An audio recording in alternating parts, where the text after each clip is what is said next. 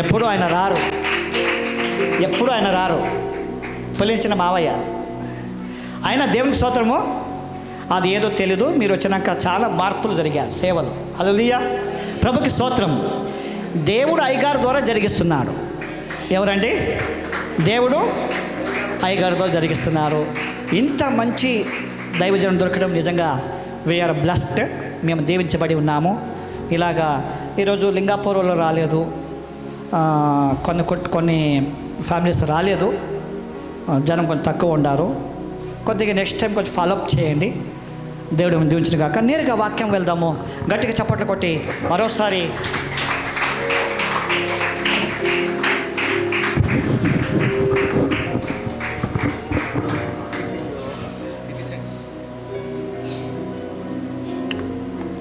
Praise lord, praise lord.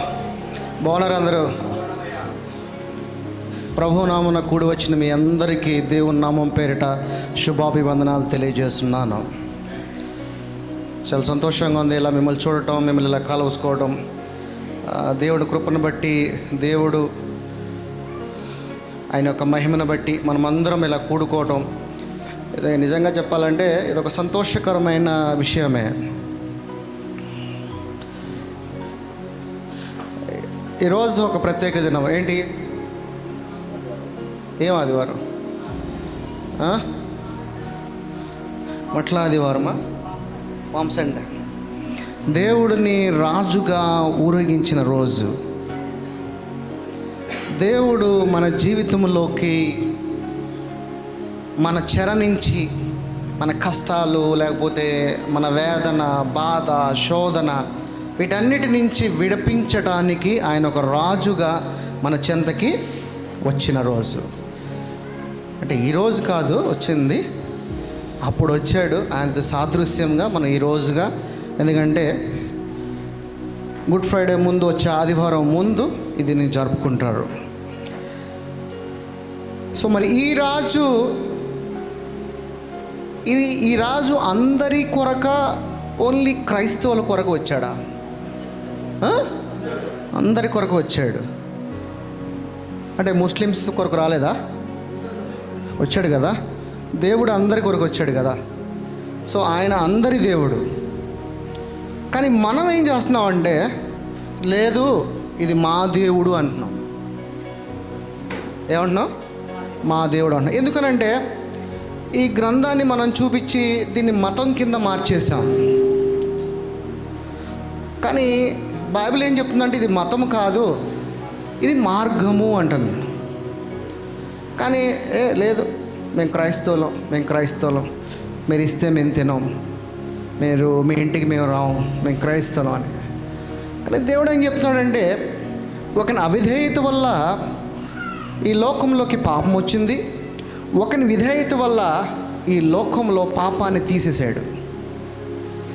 కానీ ఈ రోజుకి ఈ జీవగ్రంథం చెప్పే మాటలు మనం అర్థం చేసుకోకుండా మనకు మనమే మన చుట్టూ ఒక ప్రహరీ కూడా కట్టేసుకొని అందులోనే ప్రతి ఒక్కరు జీవిస్తున్నారు.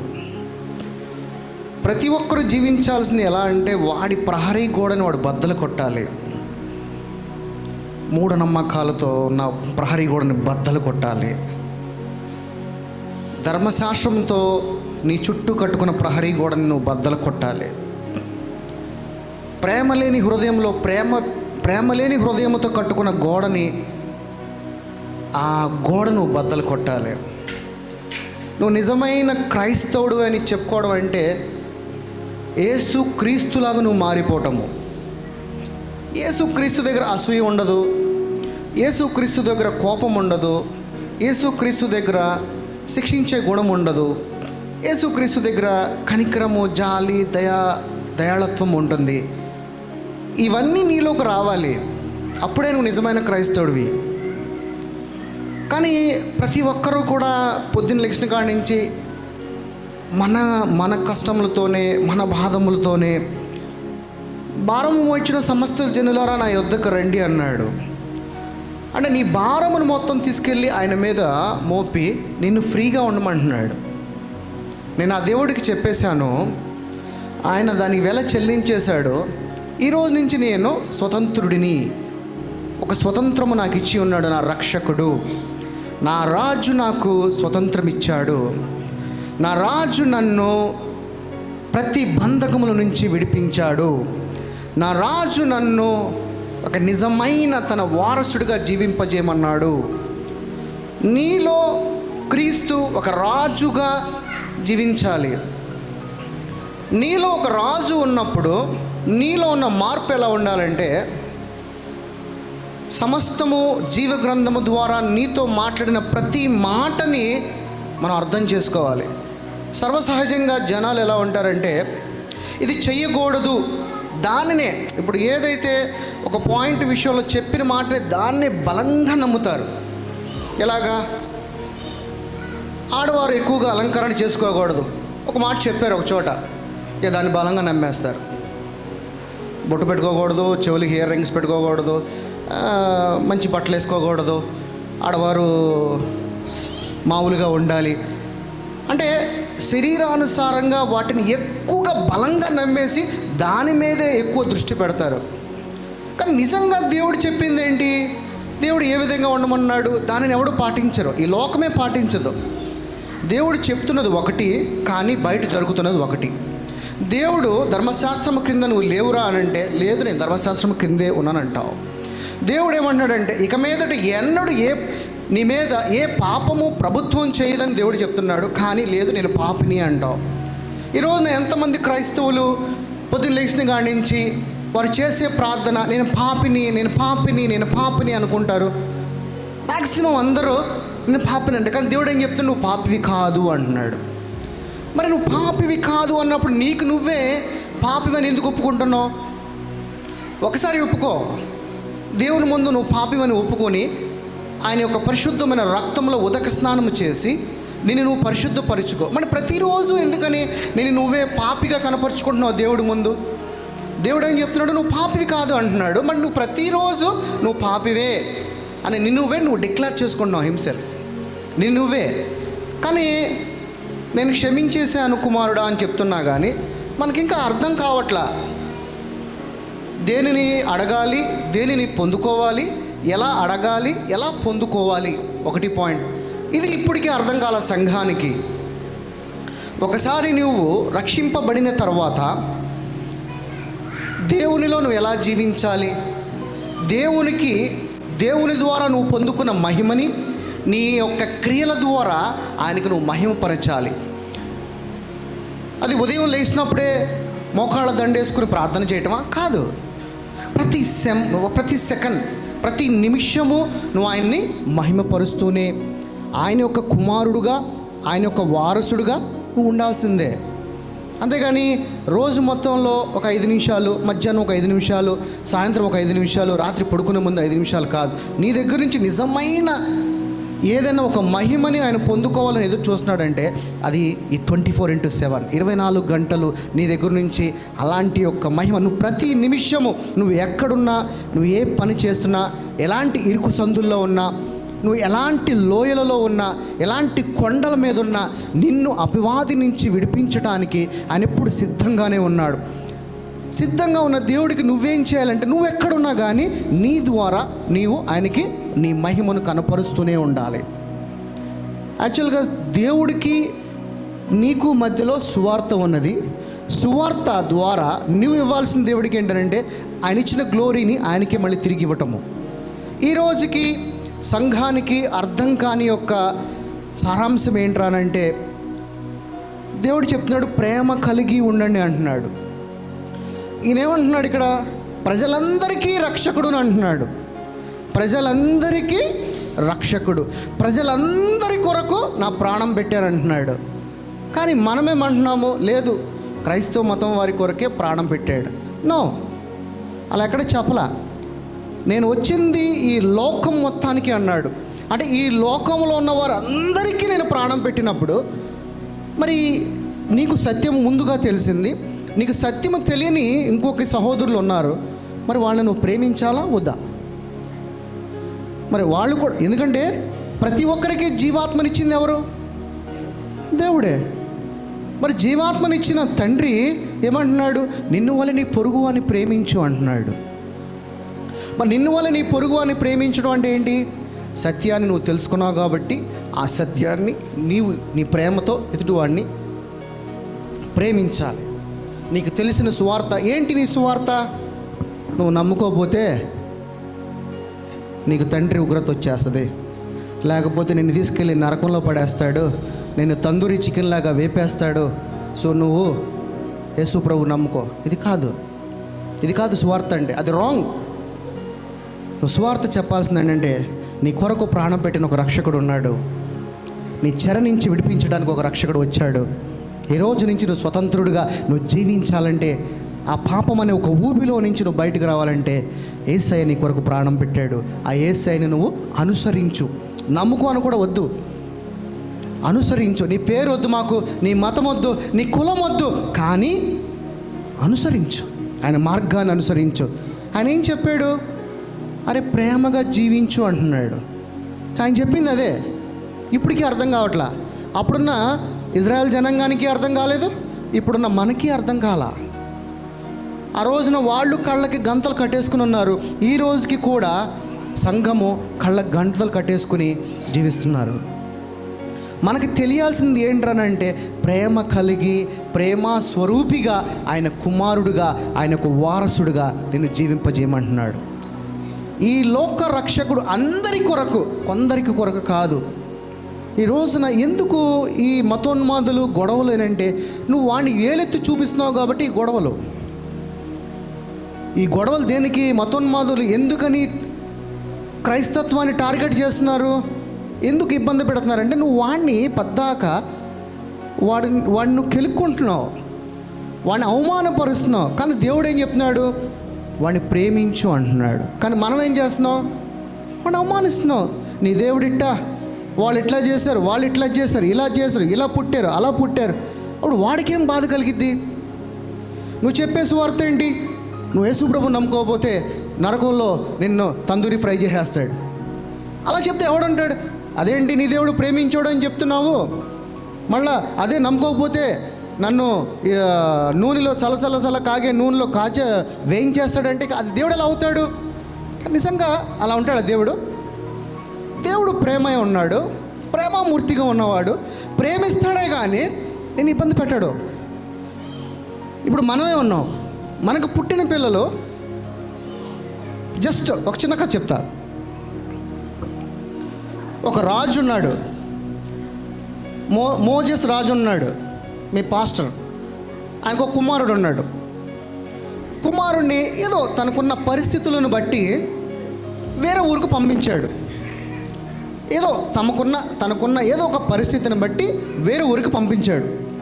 ఆ పంపించిన కుమారుడు అన్యుల మధ్యలో పెరిగాడు, దొంగతనం చేస్తున్నాడు, తప్పుడు జీవితాన్ని తప్పుడు మార్గంలో జీవించాడు. అలా ఎన్ని సంవత్సరాలు జీవించాడు? 18 సంవత్సరాలు జీవించాడు. 18 సంవత్సరాల తర్వాత ఆ కుమారుడి గారే, బాబు మీ తండ్రి ఒకడు ఉన్నాడు, ఆడొక రాజు, అతని దగ్గరికి వెళ్ళిపో అని చెప్పి పంపించారు. తండ్రికి కూడా తెలిసింది తన కుమారుడు ఆచూకీ, కుమారుడు వచ్చేసాడు. కానీ కుమారుడికి ఏంటి? వాడు పెరిగిన వాతావరణం ఏంటంటే దొంగల మధ్యలో, పాపుల మధ్యలో, మోసాల మధ్యలో వాడు పెరిగాడు. ఇంటికి వచ్చాడు, ఇది మొత్తం ఒక రాజ్యము, మంచి పనోళ్ళు ఉన్నారు, ఏం కావాలంటే అన్నీ ఉన్నాయి. కానీ వాడికి అలవాటేంటి? దొంగతనం చేయటం. ఇప్పుడు ఈ ఫోన్ చూశాడు, దీన్ని వాడు దొంగతనం చేసుకుని బయట అమ్మేశాడు దీన్ని. అప్పుడు మోజెస్ తండ్రిగా ఉంటే తండ్రి ఏం చేస్తాడు? ఏమండి ఏం చేస్తారు మీరు? ఏం చెప్తున్నాడు ఆయన? శిక్షిస్తాడు. అలాగే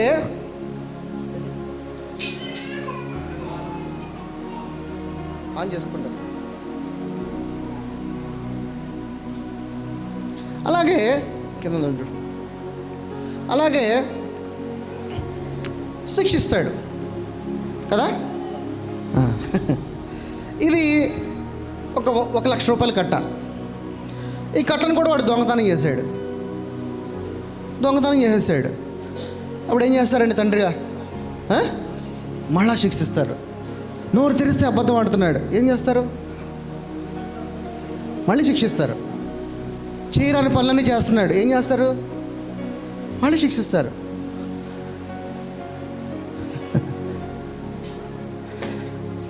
కానీ ఆయన పెరిగిన వాతావరణం ఏంటిది? తప్పు మార్గంలో, చెడు మార్గంలో పెరగవలసిన చోట పెరగలేదు. కానీ తండ్రికి తెలుసు, అరే అతను పెరిగిన వాతావరణం సరైన వాతావరణం కాదు. ప్రాస్టిట్యూట్ మధ్య పెరిగాడు, దొంగతనం చేసేవాడి మధ్య పెరిగాడు. కానీ నీ తండ్రి ఉన్నాడు కదా, లోకానుసారమైన తండ్రి శిక్షిస్తానా అంటున్నాడు. కానీ నీ తండ్రి అలా నిన్ను శిక్షించడు, నిన్ను ప్రేమిస్తూనే ఉంటాడు.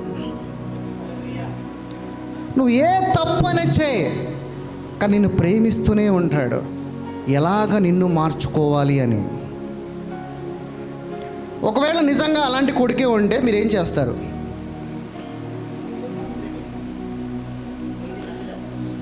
ఎలా నచ్చ చెప్తారు? ఒకవేళ మీకే అలాంటి కొడుకుంటే మీరేం చేస్తారు?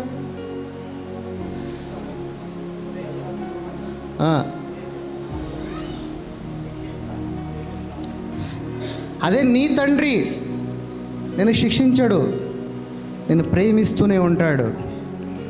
ఆయన యొక్క ప్రేమతో వాడిని మారుస్తాడు. ఈ రోజున మనము శరీరానుసారముగా ఉంటే మనం శిక్షిస్తాం. ఎందుకంటే నువ్వు శరీరంలో ఉన్నావు. శరీరంకి ఏముంటుంది? కోపం ఉంటుంది. రేయ్ నువ్వు తప్పు చేసావు. అదే నువ్వు దేవుని యొక్క ఆత్మగా జీవిస్తే నువ్వు ఎవరి స్వరూపమే ఉన్నావు? మరి దేవుడు శిక్షించినప్పుడు నువ్వెలా శిక్షిస్తావు? దేవుడు శిక్షించినప్పుడు మరి నువ్వెలా శిక్షిస్తావు?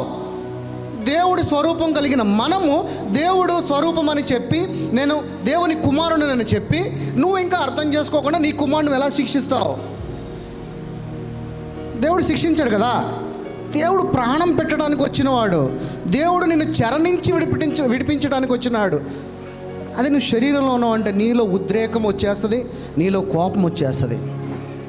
నీ కుమారుని కూడా నువ్వు ప్రేమగా చూడు, వాడిని మార్చడానికి. ఎందుకనంటే వాడు పెరిగిన వాతావరణం చెడు వాతావరణం, ఇప్పుడు వాడు సడన్గా వచ్చేసి దేవుని మాటలు చెప్తే వాడి మైండ్లోకి వెళ్ళవవి. ఏంటంటే ఇది ఏమో మొన్నటిదాకా నేను అక్కడ హ్యాపీగా బతికాను, ఏం కావాలంటే అది చేశాను, సడన్గా ఇప్పుడు దేవుడు దేవుడు దేవుడు అంటున్నాడు. అర్థం కాదు వాడికి. అర్థమయ్యేలాగున దేవుని యొక్క వాక్యాన్ని వాడిలో నువ్వు పోస్తూనే ఉండాలి. ఈ రోజుల్లో మన ఇంట్లో కూడా మనకుండే మేబీ పిల్లలు కానీ, భార్యలు కానీ, భర్తలు కానీ, వాడు తెలియకోకుండానే తప్పులు చేస్తూ ఉంటారు, తెలిసి తప్పులు చేస్తూ ఉంటారు. ఎందుకనంటే వాడిలో ఉన్న దురాత్మ పని చేయిస్తుంది కానీ తను చేయట్లా. దేవుడు అంటున్నాడు, దుష్టుడు కూడా నేను ముట్టనివ్వను అంటున్నాడు. మరి స్టిల్ వాడు ఎందుకు తప్పు చేస్తున్నాడు అంటే వాళ్ళు దురాత్మ ఉన్నది. మరి ఆ దురాత్మ వదిలిపోవాలంటే నువ్వేం చేయాలి? నువ్వు చేయాల్సింది వాడిలోకి దేవుని యొక్క వాక్యాన్ని నువ్వు నింపుతూనే ఉండాలి. నింపుతున్నప్పుడు ఏమర్థమవుతుంది వాడికి? అరే నేను ఎన్ని తప్పులు చేసినా, ఇంతగా నేను చెడు మార్గంలో వెళుతున్నా కానీ నా కుటుంబం నన్ను ప్రేమిస్తుందే, నా తండ్రి నన్ను ప్రేమిస్తున్నాడే అని వాడిలో ఆ పశ్చాత్తాపం కలిగే పనిని, క్రియని పరిశుద్ధాత్మ ప్రారంభిస్తాడు.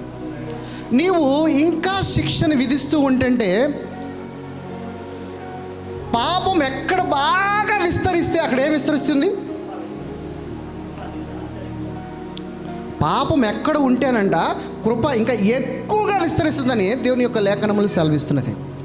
అలాగే నువ్వు ఇది చేయకూడదు, ఇది చెయ్యాలని రూల్స్ పెట్టినప్పుడు వాడు ఇంకా పాపంలో పడిపోతాడు. వాడు ఆ పాపం నుంచి రాడు. ధర్మశాస్త్రమును తీసుకుని వచ్చి నువ్వు వాడి మీద ఇది రాంగ్, ఇది రైట్ అని నువ్వు ఎప్పుడు చెప్తావో వాడు ఇంకా వాడు పాపంలో పడిపోతాడు. వాడిని ప్రేమగా నీ తండ్రి నిన్ను ఎలా ప్రేమించాడో నీవు కూడా వాడిని అలాగే ప్రేమించి దేవుని యొక్క మార్గంలో తీసుకుని రావడానికి సమయం పడుతుంది. ఈరోజు నేను రేపొద్దు నుంచి పరిశుద్ధుడిని అంటే అవ్వలేరు. It is not possible. But కానీ దేవుని యొక్క వాక్యము తనలోకి పదే ప్రతిరోజు వెళుతూ ఉండంటే ఎవరైనా ఆ పరిస్థితిలో ఉన్నవాడు మారు మనసు పొందడానికి సమయం దొరుకుతుంది. ధర్మశాస్త్రాలతో అడ్డుగోడలు కట్టేసుకున్నాం మన చుట్టూ. ఈ రోజున మనకి తినడానికి తిండి ఉండడానికి సరైనది ఉంటే మనలో ఏమొచ్చేస్తుంది?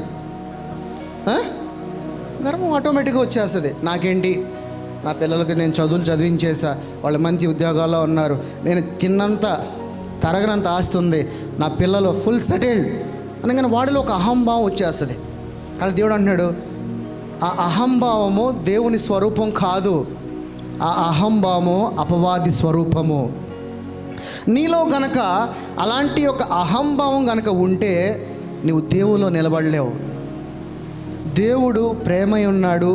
ఈ లోకాన్ని ఆయన ఎంతగానో ప్రేమించి నిన్ను నన్ను మన సహోదరులు మన సహోదరీమణులు ఐదరు హైందవ మతంలో ఉండని, ఐదరు వారు ఇస్లామిక్లో ఉండని, వాళ్ళందరూ కూడా మన అన్నదమ్ములే. అలాంటి యొక్క స్వభావము, అలాంటి ఒక ఆలోచన దేవుడు నీ నుంచి కోరుకుంటున్నాడు. నువ్వు ముస్లింని నేను నా దగ్గర రామాకు, నువ్వు హైందవుడి నా మధ్యకి రామాకు, నేను మీ ఇంటికి రాను. అలా చెప్పలే దేవుడు. దేవుడు ఎప్పుడు కూడా ప్రేమిస్తూనే ఉన్నాడు, దగ్గరికి రా అని. ఇప్పుడు మోజెస్ గారి కొడుకు ఇంకా మారలా అనుకుంటాడు. వీడు ఎప్పుడు తెలుసుకుంటాడు అనుకుంటారా? అనుకోరా? వీడు ఎప్పుడు తెలుసుకుంటాడు? తల్లి నుంచి తండ్రి కూడా అదే చూస్తున్నాడు. ఎప్పుడు తెలుసుకుంటారు నా పిల్లలు? నా మనసు ఎప్పుడు తెలుసుకుంటారు? నా హృదయం ఎప్పుడు తెలుసుకుంటారు? నా ప్రేమ ఎప్పుడు వాళ్ళు అర్థం చేసుకుంటారని ఆయన అలాగే బాధపడతాడు. ఆయన బాధపడకుండా ఉండాలంటే నువ్వు తెలుసుకోవాల్సిందంటే దేవుని యొక్క వాక్యాన్ని. సో ఈ రోజున నీ రాజు నిన్ను ఎంతగానో ప్రేమించి నీ కొరకు ప్రాణం పెట్టిన రాజు గురించి ఈరోజు మనము వాక్యానుసారంగా చూద్దాం. ఈ రాజు అందరి కొరక, కొందరి కొరక, ఈ రాజు ఈ లోకము అందరినీ పాపము నుంచి విడిపించి ప్రతి ఒక్కడిని స్వతంత్రుడిగా చేసిన రాజు గురించి ఈ రోజున దేవుని యొక్క వాక్యము లోకి వెళ్ళి లోతు ఎంతో, ప్రతి వాక్యంలో లోతు ఉంటుంది. పైన చదివే వాక్యం అర్థం కాదు ఎప్పుడు కూడా. వాక్యంలో ఎప్పుడు కూడా ఇన్ డెప్త్కి వెళ్ళాలి. ప్రతి వాక్యానికి దాని వెనక ఒక ప్రవచనం ఉంటుంది, లేకపోతే దాని అర్థం ఉంటుంది, దాని వెనక ఏదో ఒక సీక్రెట్ అని, హిడెన్ సీక్రెట్ అనేది పెట్టి ఉంటుంది. కానీ దేవుడు నిన్ను ఎంతగానో ప్రేమించాడు. ఎలా ప్రేమించాడు దేవుడు? ప్రేమించాడంటే ఎలా ప్రేమించాడు? ప్రేమించాడంటే దాని వెనక ఏదో చరిత్ర, వేరే వెనక ఏదో ఒక హిస్టరీ పెట్టి ఉంటాడు. అంతేగాని ఆ దేవుడు ప్రేమించేశాడు, దేవుడు కృపామయుడు, అట్లా చదవమాకండి. వాక్యాన్ని నీకు నచ్చిన రూపంలో నిన్ను నువ్వు మలుచుకోవద్దు. వాక్యాన్ని నీకు తృప్తికరంగా ఉండే విధంగా మలుచుకోవద్దు. వాక్యమున లోతులోకి వెళ్ళండి. వాక్యములో లోతు. అందుకే దేవుడు అంటున్నాడు, ముందేమంటున్నాడు, ముందు నన్ను వెతుకు అన్నాడు. నన్ను వెతికితే నువ్వెవరో నీకు అర్థమవుతుంది. నన్ను వెతికితే నేను నిన్ను ఎలా ప్రేమించాను, నీ కొరకు నేను ఎంతగా కష్టపడ్డాను అనేది నీకు అర్థమవుతుందని దేవుని యొక్క లేఖనముల ద్వారా సెలవిస్తున్నాడు.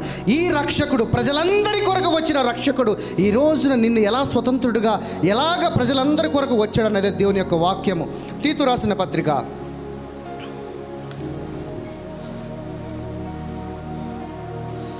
2:11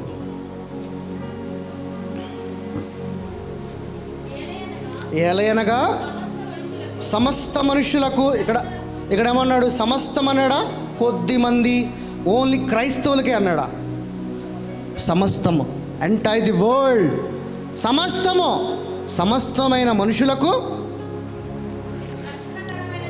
రక్షణకరమైన దేవుని కృప. దేవుని కృప అంట ఈ సమస్త మనుషులకి అన్నాడు. ఆయన ముందు ఏం ప్రత్యక్షమైందంట? దేవుని కృప. ఎలాంటి కృప అది?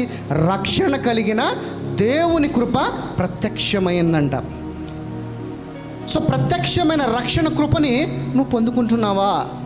నీ రక్షణను నువ్వు ప్రతిరోజు కాపాడుకుంటున్నావా? రక్షణ పొందుకోవటం ఒకటి, పొందుకున్న రక్షణని నువ్వు నిలబెట్టుకుంటూ వెళ్ళాలి. మరి ఈ సమస్త మనుషులకు ఎందుకు అర్థం కావట్లేదంటే క్రైస్తత్వాన్ని మతం కింద కట్టేశారు కాబట్టి గోడ, అందుకే అర్థం కావట్లా.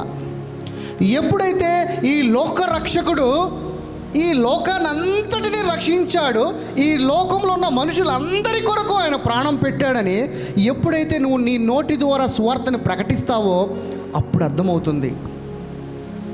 నువ్వు కనుక మారు మనసు పొందుకోపోతే నువ్వు నరకానికి పోతావు, దేవుని యొక్క ఉగ్రత నీ మీద ఉంటుందని ఇలాంటి వాక్యాన్ని బోధిస్తేవాడు మారు మనసు పొందడు. అందుకే ఇంతటి మీకు ఆ కథ చెప్పాను నేను. దేవుడు శిక్షించేవాడు కాడు, దేవుడు నిన్ను ప్రేమించేవాడే. ఆయన ప్రేమను నీకు పంచేవాడే కానీ నిన్ను శిక్షించేవాడు కాదు. మరి ఈ సమస్త మనుషులకు రక్షణార్థమైన దేవుని కృప ప్రత్యక్షమైనప్పుడు మరి ఎందుకు అర్థం కావట్లేదంటే, ఈ రోజున ఆయన కుమారుడుగా, ఆయన యొక్క వారసుడిగా నువ్వు చేస్తుంది ఏంటంటే, దీనిని మతం కింద కట్టేసి గోడని ఆ మతం చుట్టూ నువ్వు తిరుగుతున్నావు, కానీ దేవుని యొక్క నిజమైన తన యొక్క మనసును తెలుసుకోలేకపోతున్నావు. మనం ఎక్కడికక్కడికే ఇది నేను చేయకూడదు, ఇది నేను చెయ్యాలి, ఇలా ఉండకూడదు, ఇలా ఉండకూడదు, ఇలా వెళ్ళాలి, ఇలా ఎక్కడ చెప్పలా. దేవుడు ఒకటే మాట అన్నాడు, నా ఆత్మ ఎక్కడ ఉంటే అక్కడ స్వతంత్రం అన్నాడు. నా ఆత్మ ఎక్కడంటే అక్కడ. ఆయన ఆత్మ ఎక్కడ ఉంది? మనలోనే ఉంది. నువ్వు స్వతంత్రుడివి. వేటి మీద? అన్నిటి మీద. నీ రోగం మీద స్వతంత్రుడివి, నీ అప్పు మీద స్వతంత్రుడివి, నీ శోధన మీద స్వతంత్రుడివి, నీకు ఎనిమిగా ఉన్న వాడి మీద కూడా నువ్వు స్వతంత్రుడివి. నిన్ను జయించేవాడిగానే జీవించమన్నాడు కానీ నిన్ను భయపడేవాడిగా జీవించమనలేదు. నీకు అలాంటి ఆత్మ అసలు ఇవ్వలేదు. మరి నువ్వు ఎందుకు మరి మనకు అర్థం కావట్లే ఈ రోజుకి వాక్యంలో లోతుకు వెళ్ళాలి. వాక్యంలో ఉన్న జ్ఞానమును మనము అర్థం చేసుకోలేదు. 1 తిమోతి 4:10.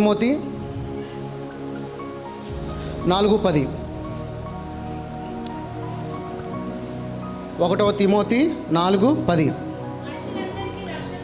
మనుషులందరికీ 1 పాయింట్. ఇక్కడ ఏమంటున్నాడు?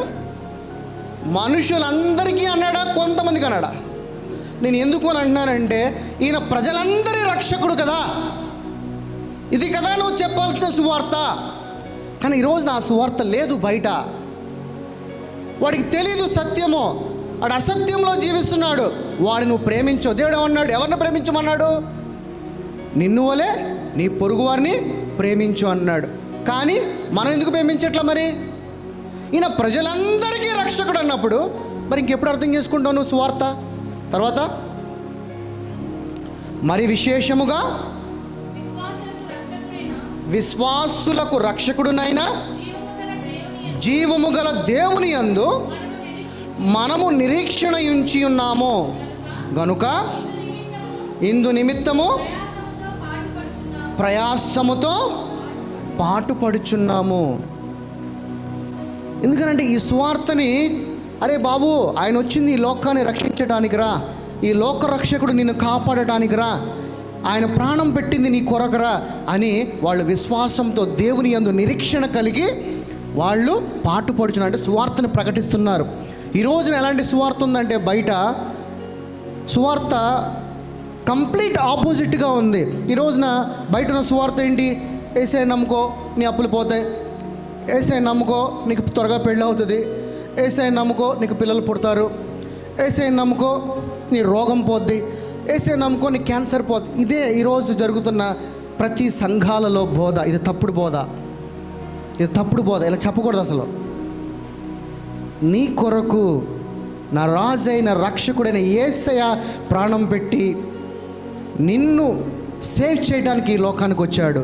నీకున్న అన్నిటి మీద, ప్రతి విషయంలో నేను విడుదల చేయడానికి, నీకున్న చెర నుంచి విడిపించడానికి నా రాజుగా ఉన్న రక్షకుడు వచ్చాడు. ఇది సువార్త చెప్పాలి. క్రీస్తులో జీవించు, క్రీస్తులో నడువు, క్రీస్తు మార్గములో అనుసరించు. ఇప్పుడు పిల్లలు లేరు అని ఒకదాన్ని అడగటం ఎందుకు? నీ యొక్క పనులలో నీకు రాజును చూపిస్తూ, నీ ఆలోచనలో నీ రాజును చూపిస్తూ, నీ మార్గంలో నీ రాజును చూపిస్తూ నువ్వు ఆయన మహిమపరుస్తూ జీవించాలి. అది నిజమైన క్రైస్తత్వం అంటే. రైట్. 2 తిమోతి సేమ్ అదే అధ్యాయము 2వ అధ్యాయం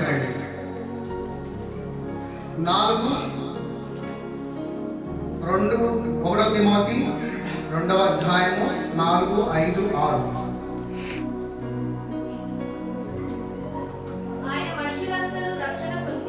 అంటున్నాడు, ఆయన మనుషులు అందరూ రక్షణ పొంది సత్యమును కూర్చిన అనుభవ జ్ఞానము గలవారై ఉండవాలని ఇచ్ఛయించుచున్నాడు.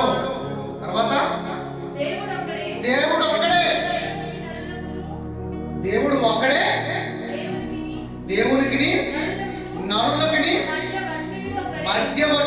ఒక్కడే,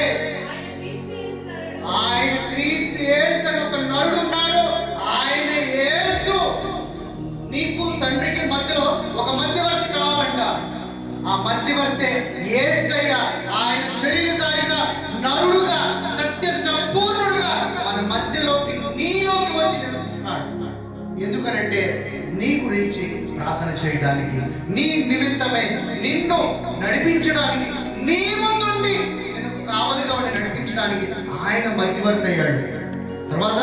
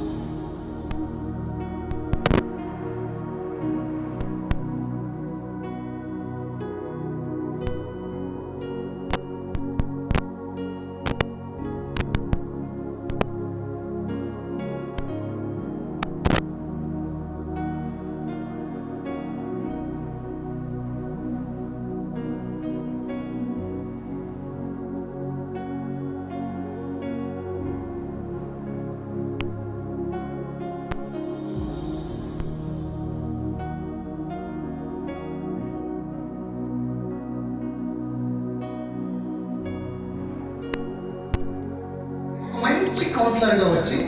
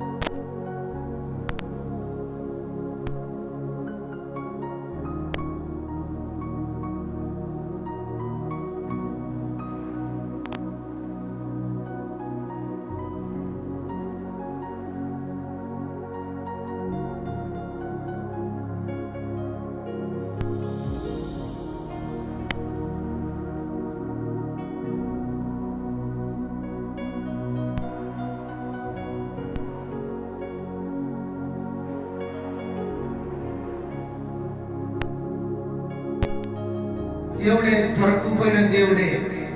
దేవుడు అనేవాడు ఒక్క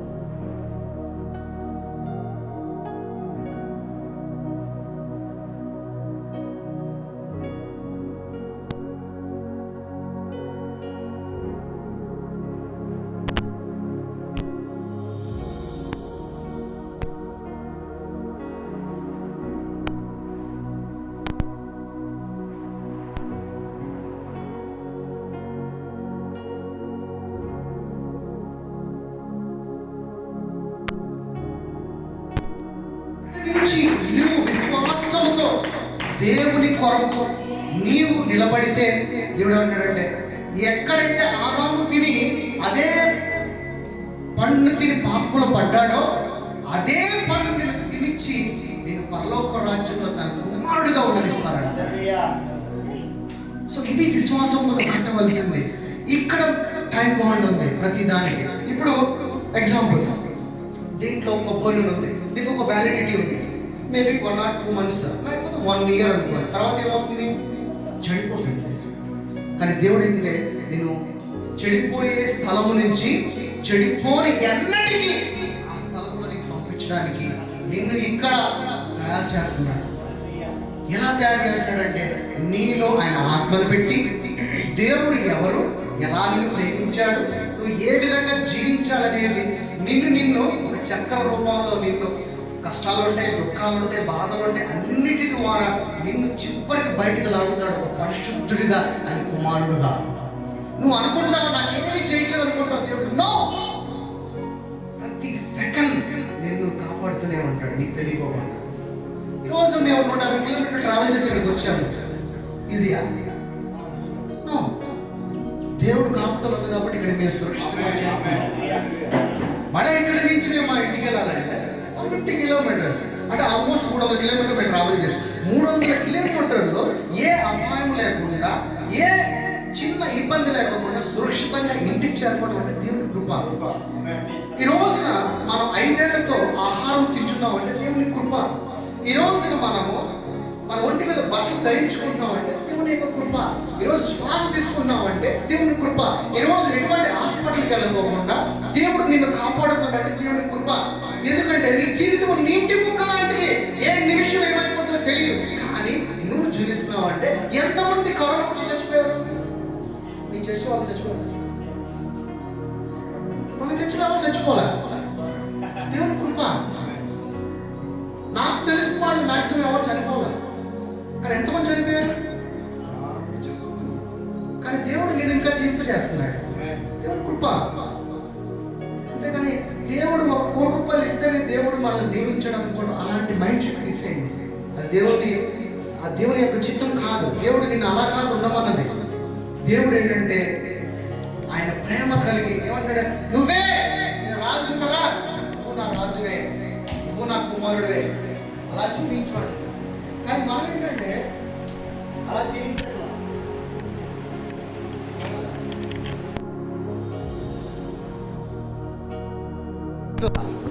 అందుకనే దేవుని యొక్క ప్రేమని పొందుకుని మనం జీవించాలి.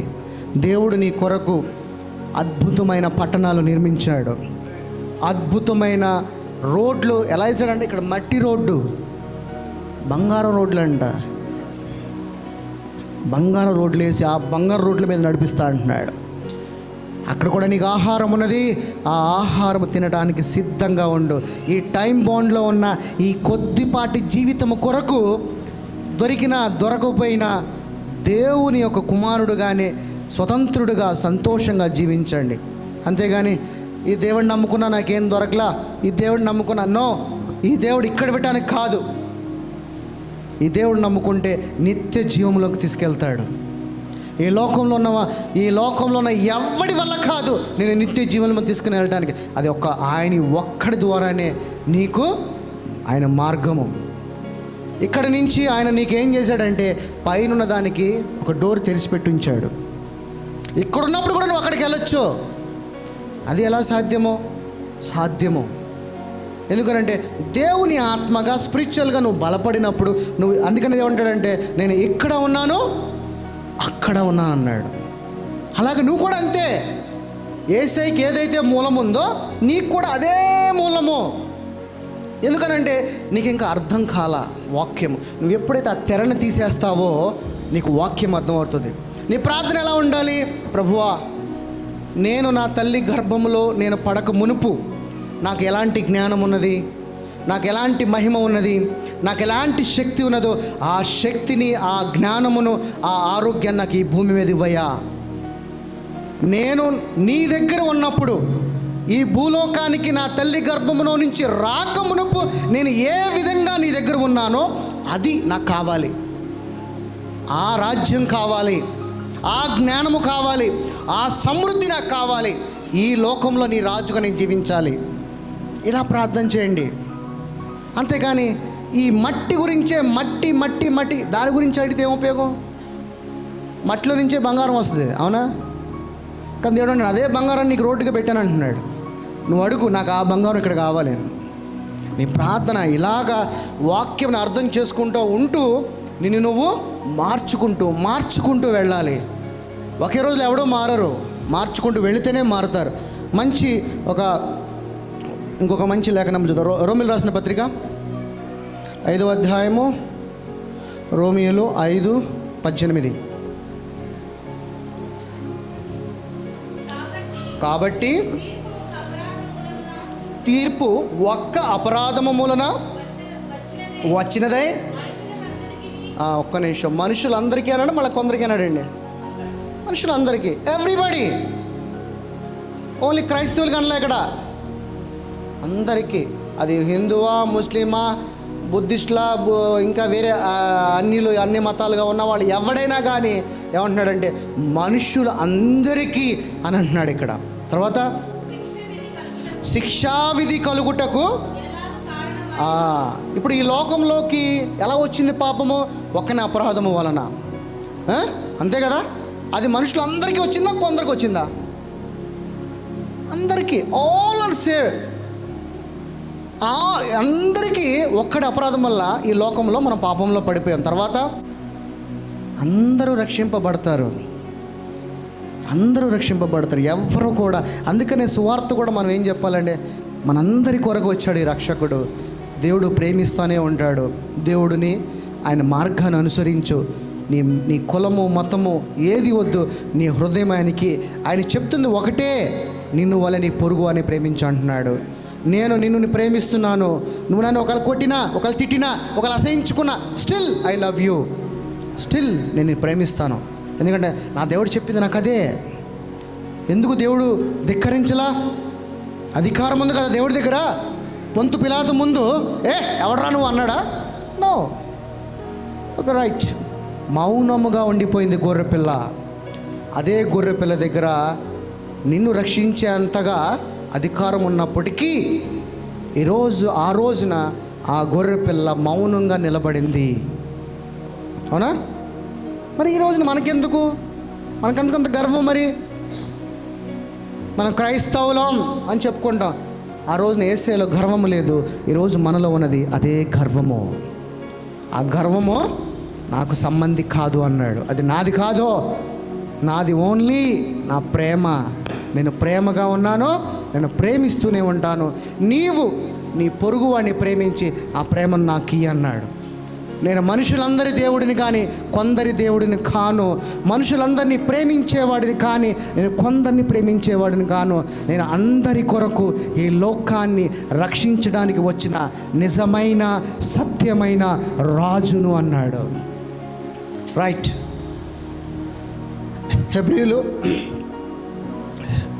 హెబ్రీలు రాసిన పత్రిక 2:9. దేవుని కృప వలన ఎవరి కొరకంట? ప్రతి మనిషి కొరకు. ప్రతి మనుషుడు. ఇక్కడ నేనేమన్నానంటే, ఆయన ఏం చేసినా అందరి కొరకు చేశాడు, కొందరి కొరకు చేయలే. అందుకే ఆయన ప్రజలందరికీ రక్షకుడు, రాజుగా ఉన్నాడు. ఆయన ప్రతి మనుషునికి. తర్వాత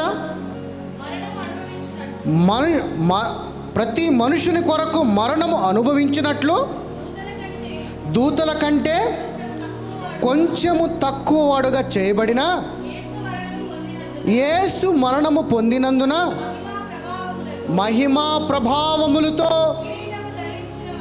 కిరీటము ధరించిన వానిగా. ఆమేన్, ఆమేన్. ఈ వాక్యంలో ఒక మర్మం ఉంది, చెప్పగలరు ఎవరన్నా? ఈ వాక్యం ఒకసారి చదవండి మీరు. మీకు ఏదైనా ఒక డౌట్ వచ్చింది ఇక్కడ చూడండి. ఫట్ ఫట్ ఫట్ ఫట్ చూడాలి మీరు. ఈ వాక్యం మీరు చదివితే ఒక డౌట్ రావాలి మీకు. అప్పుడు మీరు నిజమైన క్రైస్తవులు. చదవాలి. ఇంకోసారి చదవమ్మా. దేవుని కృప వలన ఆయన ప్రతి మనుష్యుని కొరకు చేయబడిన యేసు మరణము పొంది మహిమా ప్రభావములతో కిరీటము ధరించిన ఆయనను చూచుచున్నాము. ఇక్కడ ఎవరికి తక్కువగా చేశాడంట? దూతల కంటే తక్కువ వానిగా చేశాడంట. అదేంటి, ఎందుకు అలాగా దూతలుగా తక్కువ వానికి చేయడం? యేసు ప్రభు దూతల కన్నా తక్కువడా? మరి అదేంటి దూతల కన్నా తక్కువ చేయడం ఏంటి? ఎందుకు తక్కువ చేశాడంటే, దూతలకి కుమారుడని అధికారం లేదు. దూతలకి కుమారుడని అధికారం లేదు. దూతలకి ఆయన కుడిపార్శ్వం మీద కూర్చోబెట్టుకోవాలా, యేసయ్యను కూర్చోబెట్టుకున్నాడు. సింహాసనమందు ఆసీనుడైన యేసయ్యను కూర్చోబెట్టుకున్నాడు. దూతలు ఏమైనా కూర్చోబెట్టుకోవాలా? అదే మర్మము ఇక్కడ. అక్కడ తర్వాత ఏమంటుంది? మరణము పొందినందున మహిమా ప్రభావములతో కిరీటము ధరించిన వానిగా ఆయనను చూచుచున్నాం. అంటే ఒక రాజుగా చూస్తున్నాం. సింహాసనమందు ఆసీనుడు అయిన వాడిగా మహిమ అంటే ఏంటో తెలుసా? మహిమ మోషే నేను చూడాలనుకున్నాను అన్నప్పుడు, నువ్వు నన్ను తట్టుకోలేవన్నాడు. నా మహిమ నువ్వు తట్టుకోలేవన్నాడు. అయినాగా నేను చూస్తానండి సార్, నా వెనక భాగం చూడన్నాడు. చూడలేకపోయాడు. ఆయన మహిమను తట్టుకోలేకపోయాడు. మూర్చొచ్చి కింద పడిపోయాడు. ఎప్పుడు? గచ్చ పొదలో మండుచున్న పొదను చూసినప్పుడు. అదే మోషే మరి క్రొత్త నిబంధనలో కొండ మీదకి వెళ్ళినప్పుడు ఎవరు వచ్చి మాట్లాడతారు ఆయనతో? ముగ్గురు వెళ్తారు పైకి. ఎవరు వెళ్తారు కొండ మీదకి? ఎవరు వస్తారు? మేఘంలో నుంచి వచ్చి కనపడే ప్రకాశమానమైన తేజస్సు కలిగి మాట్లాడేది ఎవరప్పుడు? మోజెస్ వస్తాడు. మళ్ళీ ఇక్కడ తట్టుకోలేకపోయిన ఆ మహిమ, ఆయన మహిమైశ్వర్యము ధరించిన తర్వాత ఎక్కడ మోషే మళ్ళీ మేఘంలో వచ్చి ఎలా కనబడుతున్నాడు? ప్రకాశమానమైన ఒక మహిమను ధరించుకొని ప్రభుతో మాట్లాడుతున్నాడు. ఆ రోజు మోషే పాత నిబంధనలో మూర్చొచ్చి పడిపోయాడు. అదే మోషే మహిమైశ్వర్యమును ధరించుకుని దేవుడితో మాట్లాడుతున్నాడు. మళ్ళీ ఎవరికి మూర్చొచ్చి పడిపోయారు? అక్కడ ఇద్దరు ఉన్నారు కదా శరీరాన్ని సరే. ఇంకా మరి వాళ్ళు ఎందుకని నిలబడలేకపోయారు? మరి అన్శిష్యులు కదా, అపోస్తులు కదా. ఎందుకంటే వాళ్ళు శరీరంలో ఉన్నారు. అలాంటి యొక్క మహిమ ప్రభావములతో ఆయన కిరీటము ధరించుకుని సింహాసనమందు ఆసీనుడై ఉన్నాడంట. అది మహిమ అంటే. మనం అనుకుంటాం మహిమ మహిమ అంటాం. నో, మహిమ అంటే తట్టుకోలేను. ప్రకాశమాను అసలు ఆ కాంతిని మనం చూడలేం. మన కనుగుడ్లు సరిపోవంట. కానీ మరి అదేంటి, మోషే కానాను దేశానికి వెళ్ళాడా? ఏమండి? మరి ఆయన వెళ్ళలేదు కదా. మరి ఆయన ఏంటి మరి దేవునితో ప్రకాశమానమైన మహిమేశ్వర శరీరంతో ఉండడం ఏంటి? మోషే తప్పు చేశాడా? చేయలేదా? ఏం చేశాడు మోషే? ఏం తప్పు చేశాడు? 10 ఆజ్ఞలు ఏం చేశాడు? పగలగొట్టేశాడు. అది పెద్ద పాపమా కాదా? దేవుడు ఆజ్ఞలనే పగలగొట్టినవాడు మరి మోజేస్. మరి అయినా కానీ ఎలాగ రక్షింపబడ్డాడు? ఎలాగ పరలోక రాజ్యంలో ఉన్నాడు? ఎలాగ మహిమైశ్వర్యముతో వచ్చి మహిమా శరీరంతో ప్రకాశమానమైన మహిమ కిరీటములతో వచ్చి ఎలా మాట్లాడుతున్నాడు? How it is possible? అర్థమవుతుందా? అంటే అప్పుడు మోజెస్ కూడా పాపం చేశాడా లేదా? అబ్రహాం పాపం చేశాడా? దావీదు మహారాజు? అందరూ పాపం చేస్తున్న వాళ్ళే. కానీ వారి విశ్వాసముతో వారికి నీతిమంతుడుగా తీర్చబడ్డారు. ఈ రోజున దేవుని యేసు క్రీస్తు దేవుని యొక్క నీతి అనే వస్త్రము ధరించుట ద్వారా నువ్వు కూడా నీతిమంతుడిగా తీర్చబడతావు. నువ్వు కూడా పరలోక రాజ్యానికి వెళ్ళి ఆ మహిమా శరీరము ధరింపజేసుకునేలాగున నిన్ను కుమారుడుగా, నా కుమారుడా నా మాటలకు చెవియొగ్గుము అన్నాడు. నువ్వు కనుక చెవియొగ్గితే దేవునితో పాటే దేవుని యొక్క పట్టణములలో నువ్వు జీవించవచ్చు. అవునా కదా? రైట్. మొదటి యోహాను 2:2. ఆయనే మన పాపములకు శాంతికరమై ఉన్నాడు. మన పాపములకు మాత్రమే కాదు, సర్వలోకం అంటే ఏంటి? ఓవరాల్ వరల్డ్, సర్వలోకమునకు శాంతికరమై ఉన్నాడు. అంటే ఇక్కడ నీ పాపాలు ఏమై ఉన్నాయి ఇప్పుడు? దేవుడు నీ పాపాలని ఏ రోజుకి ఆ రోజు పాపాలను కడుక్కోమన్నాడా? ఒక్కసారిగా కడుక్కోమన్నాడా? చెప్పాలి. దేవుడు పాపాలని పొద్దున్నేసా 1, 2, 3, 4 లెక్కలు వేసుకొని కడుక్కోమన్నాడా? ఒక్కసారిగా కడుక్కోమన్నాడా? ఒక్కసారిగానే ఆయన నీ కొరకు ప్రాణం పెట్టాడా? ప్రతిరోజు పెడతా అన్నాడా? పుట్టే దగ్గర నుంచి నువ్వు చచ్చిపోయేంత వరకు నీ పాపాలన్నీ క్షమించా అన్నాడా? లేదు, ఒక 10 years వరకు నీ పాపాలు క్షమించా అన్నాడా? పుట్టిన దగ్గర నుంచి నీ చావు వరకు. మరి అలాంటప్పుడు మరి నీ నోట్లోంచి పాపం అనే మాట రావచ్చా, రాకూడదా? మరి ఈరోజు మనం మాట్లాడుతుంది ఏంటి? నేను పాపిని, నేను నువ్వే మోసపుచ్చుకుంటున్నావు, అందుకని నీ హృదయము చాలా మోసకరమైనదని దేవుడు చెప్తున్నాడు. ఏ హృదయంలో అయితే దేవుని యొక్క వాక్యం ఉంటుందో అదే హృదయం చెప్తుంది నువ్వు పాపివి అని. ఎందుకనంటే నువ్వు ధర్మశాస్త్రాన్ని అనుసరిస్తే ధర్మశాస్త్రం ఏం చెప్తుందంటే నువ్వు పాపివి. అదే నువ్వు నూతన నిబంధన యేసు కృప కింద కనుక నువ్వు ఉంటే ఇక మీద ఎన్నడూ కూడా ఏ పాపము నీ మీద ప్రభుత్వము చేయదు అంటున్నాడు. అంటే వాక్యం అర్థమవుతుందా? అంటే ఈ రోజు నుంచి మనం పాపి అనొచ్చా అనకూడదా? అనకూడదు. పాయింట్ 1, మనం బాప్తిజం తీసుకున్న తర్వాత బ్రతుకుంటామా చనిపోతామా? చనిపోయాం. చనిపోయిన శరీరంతో పాపం ఎలా చేస్తావు? చనిపోయిన శరీరంతో మనం పాపం ఎలా చేస్తాం? How it is possible? అర్థమవుతుందా? చనిపోయావు కదా, దేవుడు అంటున్నాడు నువ్వు ఆల్రెడీ డెడ్ అంటున్నాడు. డెడ్ అయిన శరీరంతో నువ్వు పాపం ఎలా చేస్తావు? పాపం చేయలేవు. అందుకే దేవుడు అంటున్నాడంటే నిన్ను ఏ దుష్టుడు కూడా ముట్టనివ్వను అంటున్నాడు. ఎందుకంటే ఆల్రెడీ నీ శరీరం మృతి చెంది ఉన్నది కాబట్టి, నీవు జీవిస్తున్నది నా ఆత్మతో కాబట్టి నా ఆత్మ సత్య మార్గంలోనే నడుస్తుంది. నా ఆత్మని ముట్టనివ్వను ఎవరిని కూడా అన్నాడు. కానీ ఈరోజు నా వాక్యం అర్థం కాక నేను పాపిని నీకు నువ్వే కండామినేషన్ చేసుకుంటున్నావు, నిన్ను నువ్వే శిక్షించుకుంటున్నావు. దేవుడు శిక్షించట్లా, నిన్ను నువ్వే శిక్షించుకున్నావు. ఎందుకనంటే ఈ రోజుకి నీకు వాక్యం అర్థం కాలేదు కాబట్టి. నీ కనుక వాక్యం అర్థమైతే ఒకటేసారి నీ కొరకు ప్రాణం పెట్టిన యేసయ్య ఏమన్నాడంటే ఇక మీదటి నుంచి ఎన్నడూ నీ పాపాన్ని నేను గుర్తు చేసుకోను, ఇక మీద నీ పాపములన్నిటినీ కూడా నేను తుడిచి వేసేసాను. దేవుని యొక్క లేఖనములు సెలవిస్తుంటే ప్రతిరోజు మోకాలు దండేసి ప్రభువా అని కన్నీళ్ళు విడుస్తూ ఉంటావు, నేను పాపిని. అప్పుడు పైన ఉన్న తండ్రి నిన్ను చూసి నవ్వాలా ఏడవాలా? చెప్పండి, నవ్వాలా ఏడవాలా? సిగ్గుపడుతున్నాడు.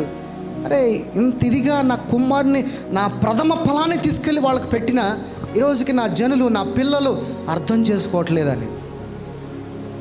వాక్యం చెప్తుంది లోకరక్షకుడు వచ్చి ఏం చేశాడు? ఈ లోకంలో నుంచి ఏం తీసేశాడు? ఒక విధేయత వల్ల ఈ లోకంలోకి ఏమొచ్చింది?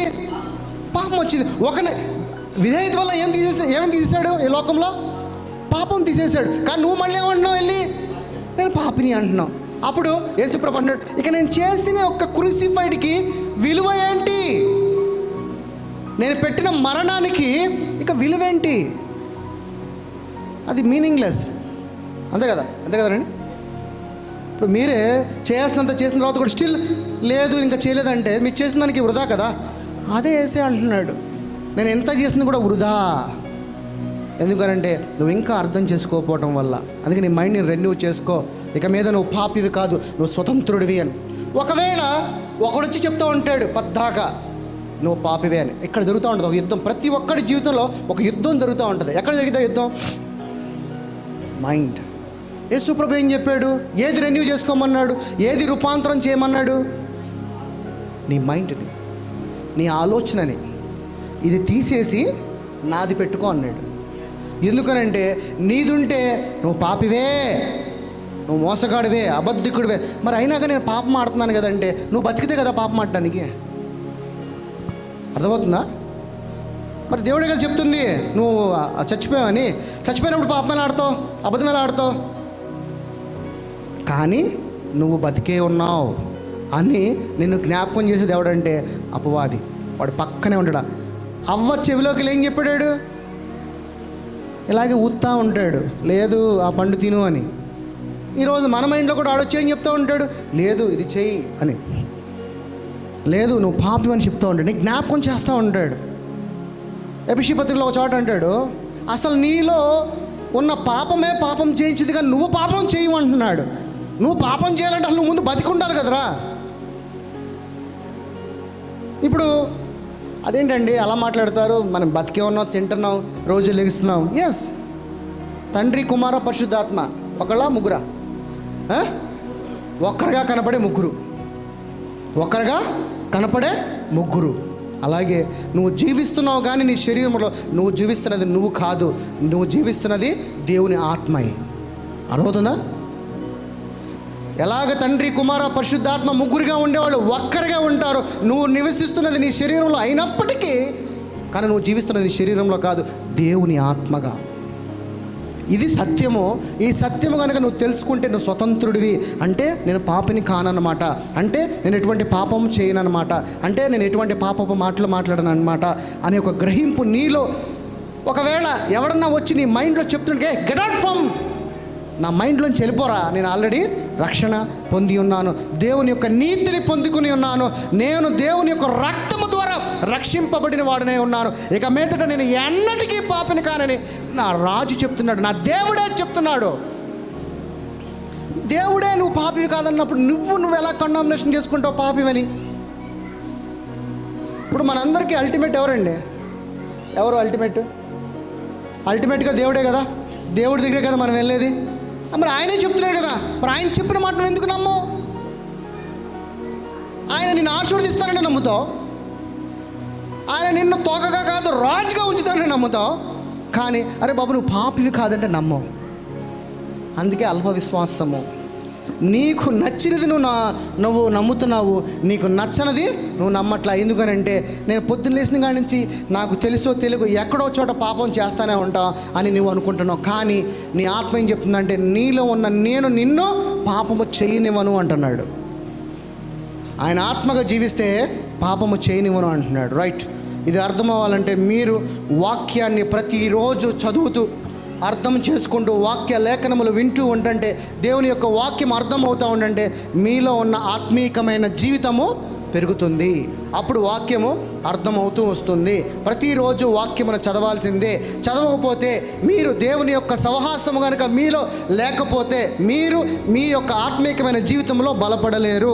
శరీరానుసారంగా మీరు పాకులాడుతూ ఉంటూనే అదే శరీరంలో కనుక నువ్వు జీవిస్తే నువ్వు నాకు విరోధివి అంటున్నాడు. నీ శరీరమును వదిలి నన్ను వెతుకు, ఆ రోజు నువ్వు ఆత్మే నిన్ను స్వతంత్రుడిగా జీవింపజేస్తానంటున్నాడు.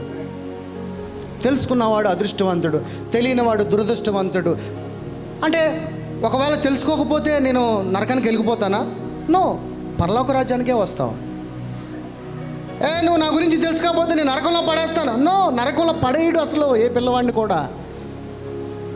పరలోక రాజ్యానికే వచ్చేస్తావు. కానీ దేవుడు అన్నాడు ఇక్కడికి వెళ్తా, మీ కొరకు నేను అక్కడికి వెళ్ళి వెలుగు నివాస స్థలములను ఏర్పరుస్తా అన్నాడు.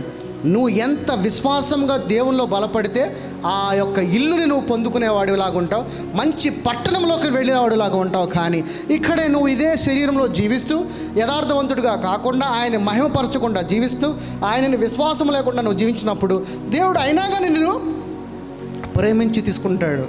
కానీ అక్కడ నువ్వు పొందుకునే యొక్క ప్రతిదీ నువ్వు కోల్పోతావు. అంతే, ఇక్కడ ఏ విధంగా కోల్పోయావో అక్కడ కూడా కోల్పోతావు దేవుని యొక్క ప్రేమని. అలా అని చెప్పి నేను నరకంలో పడేయడు, తందూరిలాగా నేను ఫ్రై చేయడు. రైట్, యోహాను సువార్త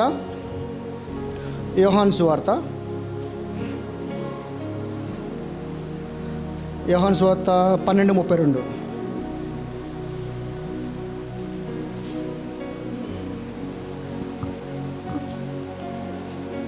యోహాను సువార్త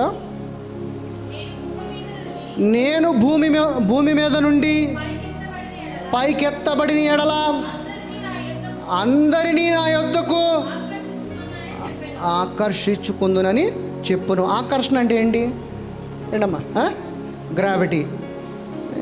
గ్రావిటీ అంటే ఎలా చెప్పాలి మీకు? అయస్కాంతం, ఆకర్షణ, అంతే కదా. ఇది 2025 సంవత్సరాల క్రితం చెప్పిన మాట. దీన్ని ఎవరు చెప్పాడు? ఏ సైంటిస్ట్ చెప్పాడు మీకు అని తెలుసా? న్యూటన్. ఎవరు చెప్పారు దీన్ని మనకి? ఈ భూమికి గ్రావిటీ ఉందని, అలాగే మనకు కూడా గ్రావిటీ పవర్ ఉందని మనకు చెప్పింది ఎవరో? న్యూటన్ అనే ఒక సైంటిస్ట్. ఓకే, వాడు ఎప్పుడు చెప్పాడు? జస్ట్ కొన్ని సంవత్సరముల క్రితం. వాడి మాటను మనం నమ్ముతున్నాం కానీ దేవుడి మాట మనం నమ్మట్లా. దేవుడు ఏమంటాడు ఇక్కడ? నేను భూమి మీద నుండి పైకెత్తబడిన ఎడల అందరినీ నా యొద్దకు ఆకర్షించుకొందును. అంటే ఏంటి? నీలో ఒక ఆకర్షణ గుణం ఉంది, అలాగే ఆయనలో కూడా ఒక ఆకర్షణ గుణం ఉంది. ఎందుకంటే ఆయన ఏమై ఉన్నాడు? ఈ లోకానికి వెలుగై ఉన్నాడు. ఈ వెలుగు ఆ వెలుగుని ఆకర్షించుకుంటుంది. అంటే మనలో ఆకర్షణ గుణం ఉందని దేవుడు చెప్తున్నాడు, అలాగే ఆయనలో కూడా ఆకర్షణ గుణం ఉందని చెప్తున్నాడు. కానీ మనము న్యూటన్ చెప్పిన మాటలు నమ్ముతాం, కానీ బైబిల్ యొక్క జీవ గ్రంథంలో 2025 సంవత్సరముల క్రితం బయలుపరచబడిన దానిని మనం నమ్మము. అవివేకము, జ్ఞానము లేని వారే ఉన్నాము. అందుకనే ఈ జీవ గ్రంథంలో సమస్తం ఉందంటే దీన్ని ఎందుకు నమ్మరో తెలుసా? దీంట్లో సమస్త సత్యం ఉన్నది. ఇందులో సమస్తము, ఈ ఆకాశము గురించి, అంతరిక్షము గురించి, గ్రహాల గురించి, భూమి గురించి, సూర్యుడి గురించి, చంద్రుడి గురించి, పాతాళం గురించి, సముద్రాల గురించి, వర్షాల గురించి సమస్తము దీంట్లో ఉంది. కానీ దీంట్లో చెప్పింది ఎవ్వడూ నమ్మడు. అది ఒక సైంటిస్ట్ చెప్తే ఇక వాడిని పబ్లిక్ న్యూస్లో, ఛానల్స్లో పైకెత్తి కూర్చోబెడతారు. ఇది ఎందుకు? పరిశుద్ధ గ్రంథము నిజమైన గ్రంథం అంటే సమస్తము దీంట్లో బయలుపరిచి ఉన్నది. సమస్తము, ఇందులో కొద్ది అనేది లేదు. ఎవ్రీథింగ్, ప్రతి మనుష్యుడికి లేదు. నా పిల్లలుగా నన్ను విశ్వసించినది ఎవరో వారికే ఇది దొరికిందని చెప్పట్లా, ప్రతి ఒక్కడికి అన్నాడు. యేసు ప్రభు ఏది చేసినా కానీ ప్రతి ఒక్కరికి, ఈ లోకంలో ఉన్న సర్వ సృష్టికి అన్నాడు. అందుకని ఆయన ఏమన్నాడంటే, నా సువార్తని సర్వ సృష్టికి వెళ్ళి ప్రకటించమన్నాడు. ఏంటి ఆ సువార్త? యేసయ్యను నమ్ముకోకపోతే నువ్వు నరకం పోతావు అని చెప్పాల. అది కాదు ఆయన చెప్పింది. యేసయ్య నీ కొరకు ప్రాణం పెట్టాడు, ఈ లోకానికి వచ్చి నిన్ను రక్షించాడు, నన్ను రక్షించాడు, నీ కుటుంబాన్ని రక్షించాడు, నీ కుటుంబాన్ని రక్షించాడు, నా కుటుంబాన్ని రక్షించాడని చెప్పమన్నాడు. కానీ నువ్వు యేసయ్యను నమ్ముకుంటూ పోతేయా నువ్వు పరలోకానికి పోవు. అదిగా చెప్పింది. ఈ రోజున ప్రతి సువార్త చెప్తుంది ఏంటంటే, నువ్వు నమ్ముకోపోతే నరకానికే. అలాంటి ఎవడు నమ్మడు. అదేంటయ్యా నువ్వు ప్రేమించేవాడు అంటావు, నీ దేవుడు క్షమించేవాడు అంటావు, నువ్వేమో నరకం పోతానంటావు. ఇదే మతోన్మాదులకు నచ్చనది. దేవుడు ప్రేమామూర్తి అన్నాడు, నిన్ను ప్రేమిస్తూనే ఉంటాడు. కానీ మనం డబ్బు ఇస్తేనే ప్రేమించినట్టు అనుకుంటాం మనం చాలామంది సహజంగా. డబ్బు ఇచ్చినా ఇవ్వకపోయినా దేవుడు మనల్ని ప్రేమిస్తూనే ఉన్నాడు. ప్రేమిస్తున్నాడు కాబట్టే ఈ రోజున మనం సంతోషంగా జీవించగలుగుతున్నాం. ఆమేన్. లూకా సువార్త 2:10.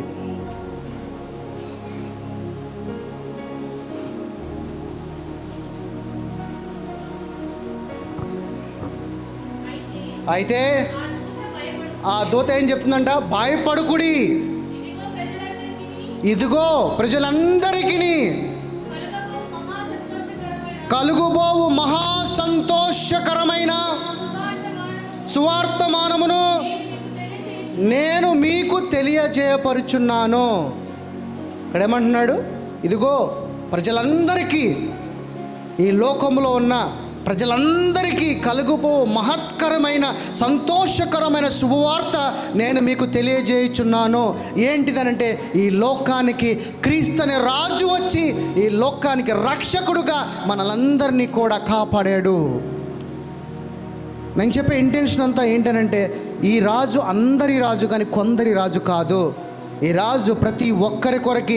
ఈ రాజు కనుక నీకు రాజుగా ఉంటే నువ్వు రాజుగా రాణిగా జీవిస్తావు, కానీ ఒక బానిసగా, ఒక దాసిగా అయితే నువ్వు జీవించవు. నీ రాజుని నీ సొంత రక్షకుడుగా నువ్వు అంగీకరించిన రోజున నీ రాజు నీ హృదయంలోకి ప్రవేశిస్తాడు.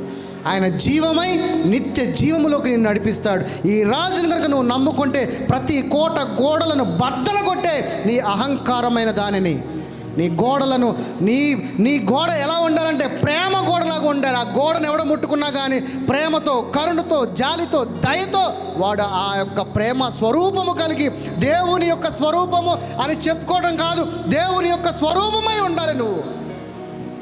మనం ఎవరు పోలికే ఉన్నాం? దేవుడు పోలికే ఉన్నాం. మరి దేవుడు అలా లేడు. అసూయ లేదు, కల్ముషం లేదు, కోపం లేదు, క్రోధం లేదు, ఎదుటివాడి గురించి చాడీలు చెప్పడు. ప్రేమ. నువ్వు ప్రార్థన చేసినా వింటాడు, వీళ్ళు ప్రార్థన చేసినా వింటాడు, ఎవడు ప్రార్థన చేసినా ఉంటాడు. ఎందుకంటే ఆయన బిడ్డలమై మనం అందరం ఉన్నాము. అలాంటి స్వరూపము కలిగి మనం జీవించాలి. కానీ మనకు మనమే అడ్డుగోడల్లా కట్టేసుకుని క్రైస్తత్వం మతం, మా మతం వాళ్ళు మీరు మీ ఇంటికి రాకూడదు, మీరు మా ఇంటికి రాకూడదు, ఇక మీ హిందువులు పెళ్ళండి మేము రాము. చాలామంది వెళ్ళరు, హిందువులు పెళ్ళంటే వెళ్ళరు. ఎవడు చెప్పాడు వెళ్ళొద్దని? చెప్పాడు దేవుడు ఎక్కడన్నా హిందువుల పెళ్ళికి వెళ్ళొద్దని? ప్రేమ లేదు, వాక్యం అర్థం కాదు. వాక్యం అర్థమైతే వాడు నా సహోదరి, నేను వెళ్తా. దేవుడు అన్నాడు వాడు నీ తమ్ముడు అని చెప్తున్నాడు, నేను ప్రేమిస్తా వాడిని. నన్ను దేవుడు ఎలా ప్రేమించాడో, ఈ లోకాన్ని ఎలా ప్రేమించాడో, నా హైందవుని కూడా నేను అలాగ ప్రేమిస్తా, నా ఇస్లామిక్ సోదరుని కూడా అలాగ ప్రేమిస్తా అని నువ్వు అలాంటి యొక్క స్వభావం కలిగి ఉండాలి. దేవుడి స్వభావం అదే కదా. మనుషుల స్వభావం ఏం చెప్పిందంటే, మన క్రైస్తవులు ఆ పెళ్ళిళ్ళకి వెళ్ళకూడదు, అటు సైడ్ చూడకూడదు. ఇది మతం అనే గోడలు కట్టేస్తున్నారు. ఆ గోడల్ని నీ దేవుని యొక్క స్వరూపమైన ఉన్న నీవు, ఆయన ప్రేమ కలిగి ఉన్న నీవు ఆ గోడలని బద్దలు కొట్టండి. స్వతంత్రుడిగా దేవుడు జీవించమన్నాడు, కానీ మతం అనే ముసుగులో జీవించమనలా, మార్గం అనే సత్యములో నడవమన్నాడు. యోహాను సువార్త 4:42.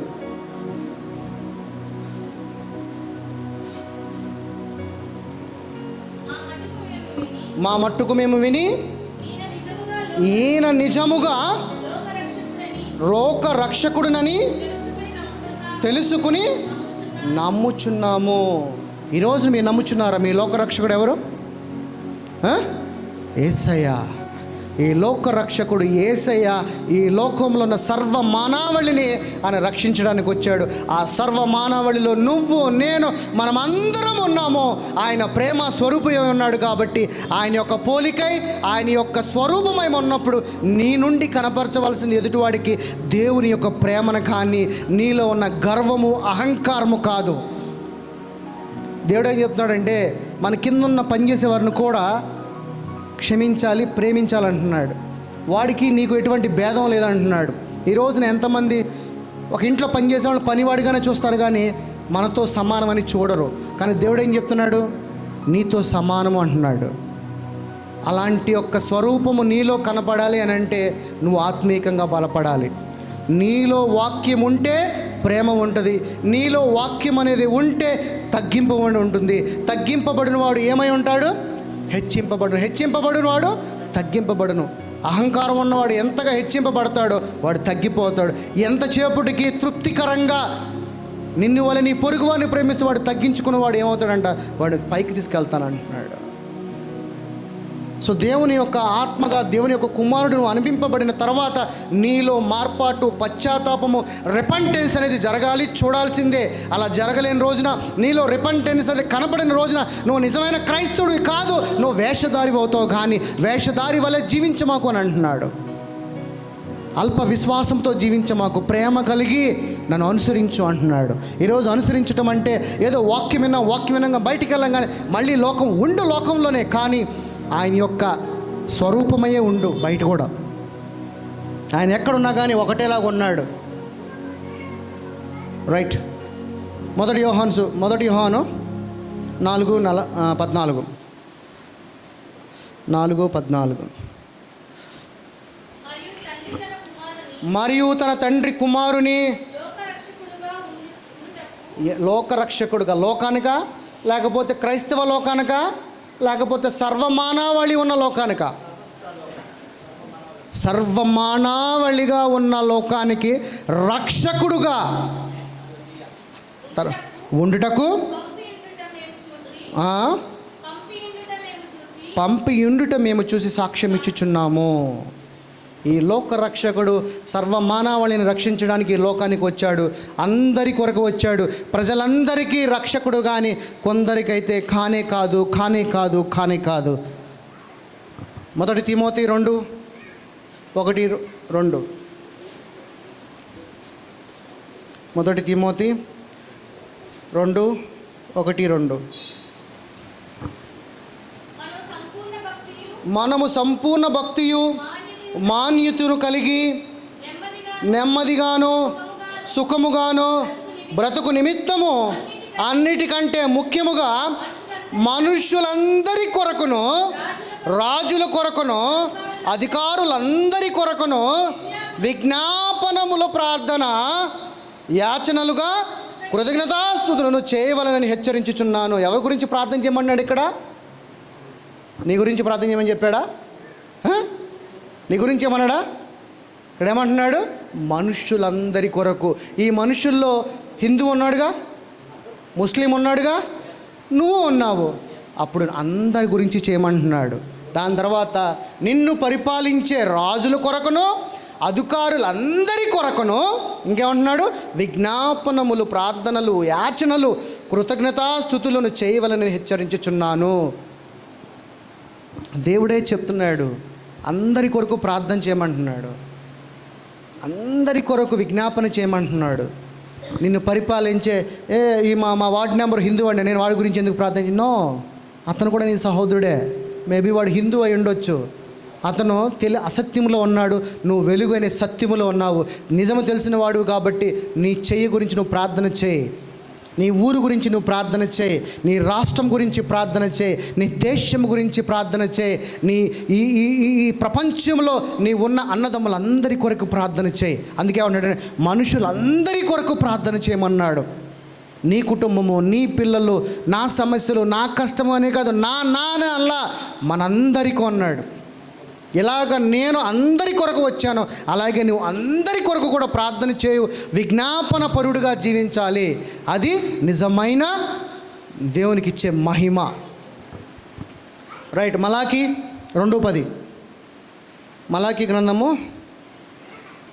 2:10. మలాకి గ్రంథము మత్తయి సువార్త అనుకుంటుంది.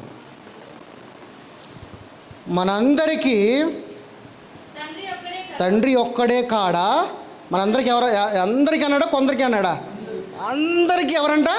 తండ్రి, ఫాదర్ ఒక్కడే కాడా? తర్వాత ఒక్క దేవుడు వలనే మనల్ని అందరినీ సృష్టింపబడలేదా? ఇలాగ ఉండగా ఒకరి ఎడల ఒకరము ద్రోహము చేయుచు మన పితరులతో చేయబడిన నిబంధనను మనం ఎందుకు తృణీకరించుచున్నాము? అంటే ఏంటి దీని అర్థము? అరే బాబు, ఈ లోకంలో ఉన్న వాళ్ళందరికీ దేవుడు ఒక్కడే కదా, తండ్రి ఒక్కడే కదా, మరి వాడిని మనం ఎందుకు మోసపుచ్చుకోవాలి? ఆడు హైందవుడు అని, ఇస్లామికోడు అని, లేకపోతే క్రైస్తవుడు అని మనల్ని మోసపుచ్చుకోవడం వల్ల మన తండ్రి మన పితరులతో చేసిన వాగ్దానం ఏమవుతుందంట? తృణీకరించు వారమై ఉంటామంట. అంటే ధిక్కరించు వారమై ఉంటామంట. మన మీద ఇప్పుడు అబ్రహాము యొక్క వాగ్దానము మన జీవితంలో నిలబడాలని ప్రార్థన చేస్తాం కదా. మనం ఎలా చూస్తామంటే సంఘంలో, లోకంలో సహజంగా హైందవులు మనల్ని ఒకలా చూస్తారే, వీళ్ళు క్రైస్తవులు రా, కానీ నువ్వు అలా అని చూడకూడదు. ఎందుకంటే వాడికి తెలీదు, వాడిని అలా చూస్తాడు. వారు నీ గురించి తెలియదు కదా, అందుకని నేను అలా చూస్తున్నారు. బట్ నీకు వెలుగులో ఉన్నావు కదా, నీకు తెలుసు కాబట్టి నువ్వు వాడిని అలా చూడకూడదంట. అది ఏ మతస్థుడైనా కానీ. ఇంకొక మాట ఏం చెప్తున్నాడంటే బైబిల్లో, అన్ని మతస్థులని దూషింపకూడదు అంటున్నాడు. వాళ్ళ దేవతల గురించి తిట్టొద్దు, వాళ్ళని దూషించమాకండి అంటున్నాడు. ఎందుకనంటే నేను నోట్లో ఏం పెట్టాడు? జీవం పెట్టాడు. జీవం కలిగిన నాలుకలో జీవపు మాటలే రావాలి, కానీ ఎదుటివాడిని దూషించే మాటలు మాట్లాడకూడదు. ఎందుకంటే వాడు ఎవడు అంటే వాడు నీ సహోదరుడు. నీ సహోదరుడు నువ్వు ఎలా తిడతావు? తిట్టకూడదు. అదే ఎందుకు ఏమంటున్నాడంటే తండ్రి ఒక్కడే దేవుడు ఒక్కడే, అందరినీ పుట్టించిన వాడు ఒక్కడే. మనం ఎందుకు ద్రోహం చేసుకోవాలరా బాబు? అలా ద్రోహం చేసుకోవడం వల్ల మన తండ్రులతో చేసిన వాగ్దానాలు మనం తృణీకరించి వారం అవుతాం. కాబట్టి అలాంటి యొక్క స్వభావం మనలో ఉండకూడదు. మనం ప్రేమ కలిగి దేవుని బిడ్డలమే మనం జీవిద్దాము అని దేవుని యొక్క లేఖనములు సెలవిస్తున్నది. హెజ్కేలు గ్రంథము 18:4. ఇంకో 2 వచనాలని క్లోజ్ చేసేద్దాం. హెజ్కేలు 18:4.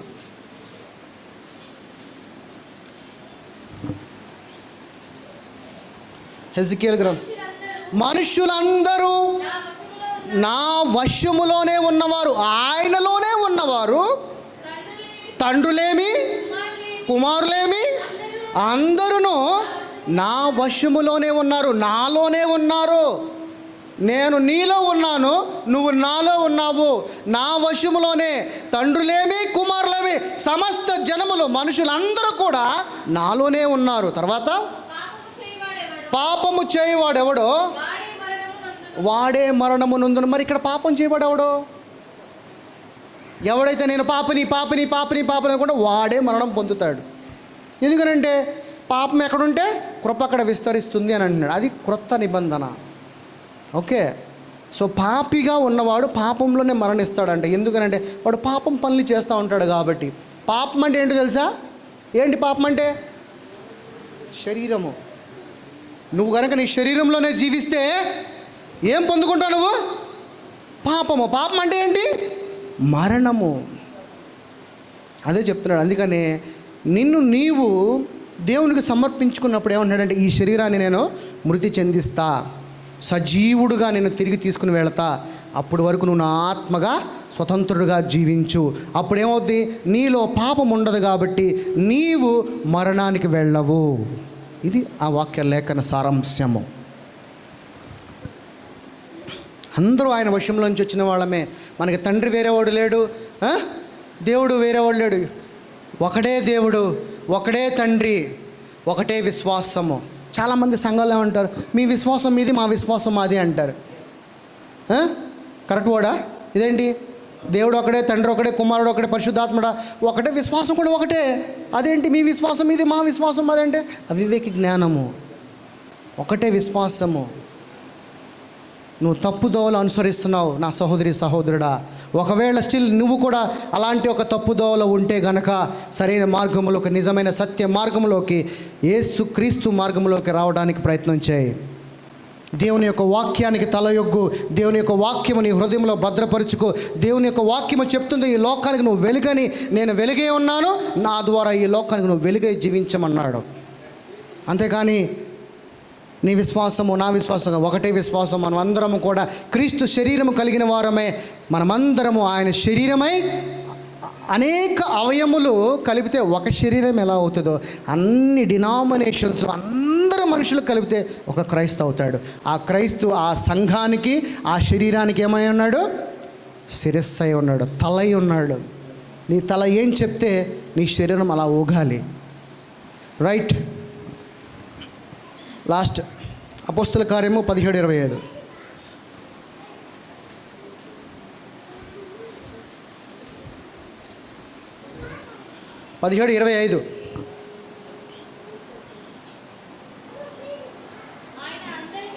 ఒక్క నిమిషం. ఆయన అందరి అన్నాడా, కొందరు అన్నాడా?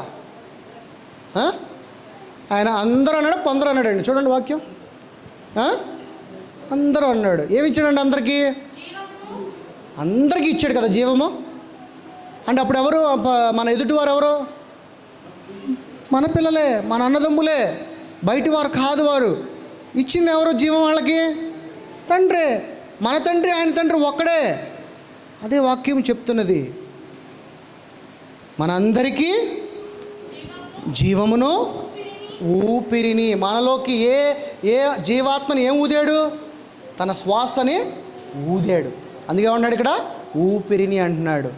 ఈ రోజున నీ జీవితము, ఆ జీవితంలోకి జీవాత్మను ఊపిరిని ఊదినవాడు ఎవడు? ఒక్కడే. ఒకటే విశ్వాసము, ఒకటే దేవుడు, ఒకటే తండ్రి. మనమందరం ఆయన బిడ్డలమే ఉన్నాము, ఆయన వశ్యములో ఉన్నాము, ఆయనలోనే ఉన్నాము. మనమందరము, మనం సపరేట్ కాదు. రైట్.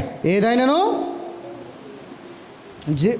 ఊపిరిని సమస్తమును దయచేయువాడు గనుక తనకు ఏదైనాను కొదవయున్నట్లు మనుషుల చేతులలో సేవింపబడువాడు కాడు. కొదవ ఏది ఉండదంట, మనుషుల దగ్గర నుంచి ఏది సేవింపడంట. ఎందుకంటే ఆయనే జీవమే ఉన్నాడు, ఆయనే ఊపిరే ఉన్నాడు. నువ్వేమి ఇస్తావు ఆయనకి? ఇవ్వగలిగితే నువ్వేమి ఇవ్వలేవు. నువ్వు ఇవ్వగలిగింది ఒకటే, నీ హృదయం. నీ హృదయాన్ని నువ్వు దేవుడికి సమర్పించుకుంటే దేవుడు ఎంతో సంతోషిస్తాడు. సో ఈ రాజు మనుషులందరి రాజు, సర్వ మానవాళిని రక్షించడానికి వచ్చిన రాజు, ఆ రక్షకుడు మన అందరి రక్షకుడు. ఆయన చెప్పినది ఒకటే, నేను మనుషులందరికీ పాపముల నుంచి విడుదల దయచేశాను. వాళ్ళందరూ కూడా నీ సహోదరులే, వాళ్ళందరూ కూడా నీ సహోదరీమణులే. నిన్ను వలె నీ ప్రేమను పొరుగువారికి పంచిపెట్టు అన్నాడు. నేను ప్రేమై ఉన్నాను, నా వెలుగు నీలో ఉన్నది కాబట్టి నా ప్రేమను ఎదుటివాడికి నువ్వు పంచి ఇవ్వు అని చెప్తున్నాడు. అంతేగాని కార్పణాలతో, కక్షలతో, నేను ఆ మతమో నేను ఈ మతమోను, ఈ రోజు నుంచి నువ్వు కట్టుకున్న ఈ క్రైస్తవు అనే మతం గోడలను బద్దలు కొట్టి క్రీస్తు అనే మార్గంలోకి ప్రవేశించు. క్రీస్తు మతం అని ఎక్కడ చెప్పలేదు, నేను మార్గము అని చెప్పాడు. ఆ మార్గంలోనే నువ్వు అనుసరిస్తూ నీ కుటుంబాన్ని, నీ పిల్లలను, నీ పక్కింటి వాడిని, పొరుగింటి వాడిని ఆ మార్గంలో నడిపించడానికి ప్రయత్నం చేయి. అంతేకాని నేను క్రైస్తవుడనే మతం గోడ గొట్టని కట్టుకోమాకండి.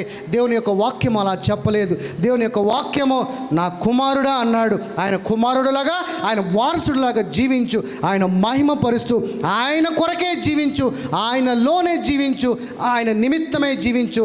ఆయనను ఆరాధిస్తూ దేవుని యొక్క సత్యమును, దేవుని యొక్క మార్గమును పూర్ణ హృదయముతో, పూర్ణ మనసుతో దేవుని ఆరాధించేవాడిలాగా నీ యందు నిలబెట్టుకుని నీ యొక్క రక్షణని ప్రతిరోజు నిన్ను నువ్వు కాపాడుకుంటూ నీ నోటి ద్వారా పాపిని అని పలుకోకుండా దేవుని ద్వారా నీతిమంతుడు అయ్యానని నువ్వు పలుకుతూ, నీ నోటిలోంచి జీవం కలిగిన మాటలే పలుకుతూ, దేవునిని మహిమపరిచే మాటలే పలుకుతూ ఆయన కుమారుడుగా, ఆయన ఒక వారసుడుగా ఈ రోజు నుంచి దీవించాలని నువ్వు తీర్మానం చేసుకుంటే ఈ రోజే ఇదే నీకు నిజమైన సమయము. నిలబడి ప్రార్థన చేసుకుందాం. నిలబడండి.